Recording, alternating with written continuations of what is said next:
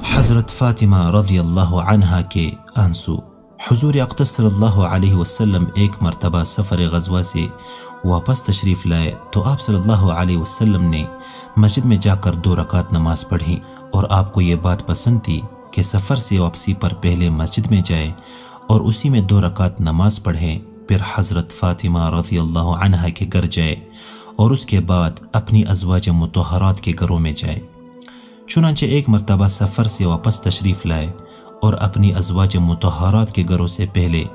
حضرت فاطمہ رضی اللہ عنہا کے گھر تشریف لے گئے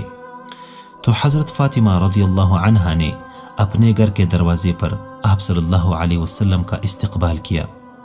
اور آپ کے چہرہ انور اور آنکھوں کا بوسہ لینے لگی اور رونے لگی۔ تو حضور صلی اللہ علیہ وسلم نے استفسار فرمایا، کیوں روتی ہو؟ انہوں نے عرض کیا، یا رسول اللہ صلی اللہ علیہ وسلم، آپ کی یہ حالت دیکھ کر رو رہی ہوں کہ آپ کا رنگ سفر کی مشقت کی وجہ سے بدل چکا ہے اور آپ کے کپڑے پرانے ہو گئے ہیں۔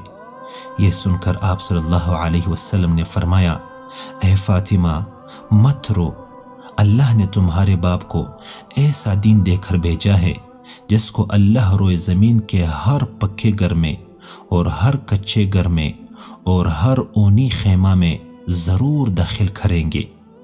جو اسلام میں داخل ہوں گے وہ عزت پائیں گے،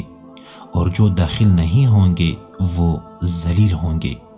اور دنیا کے جتنے حصے میں رات پہنچتی ہیں اتنے حصے میں یہ دین بھی پہنچے گا، یعنی ساری دنیا میں پہنچ کر رہے گا۔ اللہم صلی علی محمد وعلی آل محمد۔